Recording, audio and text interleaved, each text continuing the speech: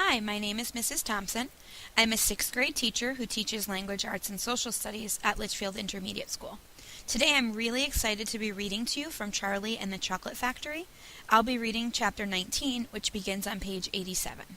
The Inventing Room, Everlasting Gobstoppers and Hair Toffee.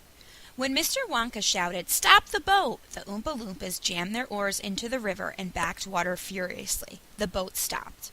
The Oompa Loompas guided the boat alongside the red door. On the door it said, "Inventing Room, Private, Keep Out." Mr. Wonka took a key from his pocket, leaned over the side of the boat, and put the key in the keyhole. "This is the most important room in the entire factory," he said. "All my most secret new inventions are cooking and simmering in here. Old Fickle Grubber would give his front teeth to be allowed inside just for 3 minutes. So would Prodnose and Slugworth and all the other rotten chocolate makers. But now, listen to me. I want no messing about when you go in. No touching, no meddling, and no tasting. Is that agreed?" "Yes, yes," the children cried. "We won't touch a thing."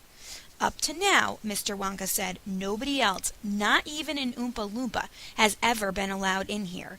He opened the door and stepped out of the boat into the room. The 4 children and their parents all scrambled after him. "Don't touch!" shouted Mr. Wonka. "And don't knock anything over!"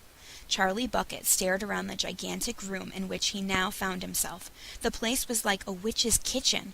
All about him black metal pots were boiling and bubbling on huge stoves, and kettles were hissing and pans were sizzling, and strange iron machines were clanking and sputtering, and there were pipes running all over the ceiling and walls, and the whole place was filled with smoke and steam and delicious rich smells.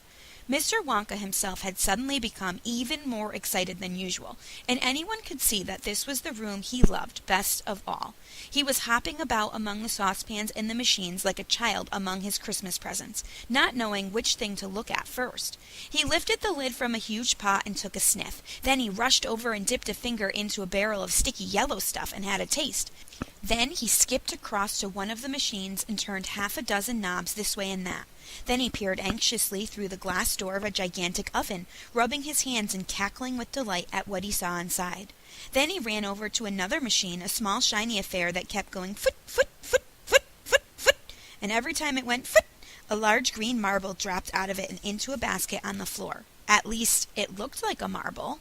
"Everlasting Gobstoppers!" cried Mr. Wonka proudly. "They're completely new. I am inventing them for children who are given very little pocket money. You can put an everlasting gobstopper in your mouth, and you can suck it and suck it and suck it and suck it and suck it, and it will never get any smaller."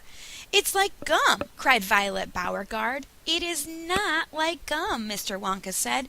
"Gum is for chewing, and if you tried chewing one of these gobstoppers here, you'd break your teeth off. But they taste terrific, and they change color once a week, and they never get any smaller. They never disappear, never. At least, I don't think they do. There's one of them being tested this very moment in the testing room next door, and Oompa Loompa is sucking it. He's been sucking it for very nearly a year now without stopping, and it's still just as good as ever. Now, over here," Mr. Wonka went on, skipping excitedly across the room to the opposite wall.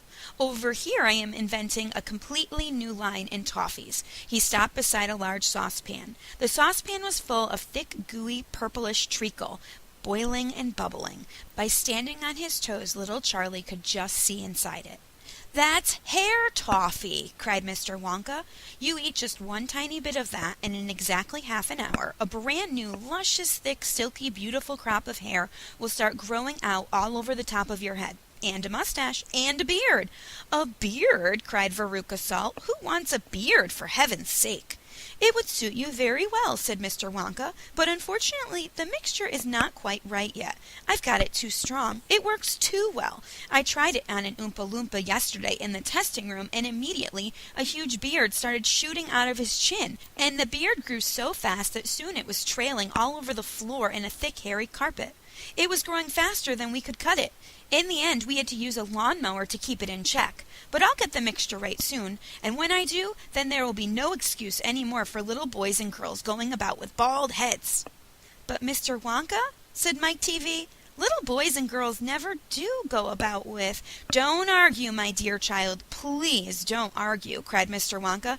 It's such a waste of precious time. Now over here, if you will all step this way, I will show you something that I am terrifically proud of. Oh, do be careful. Don't knock anything over. Stand back!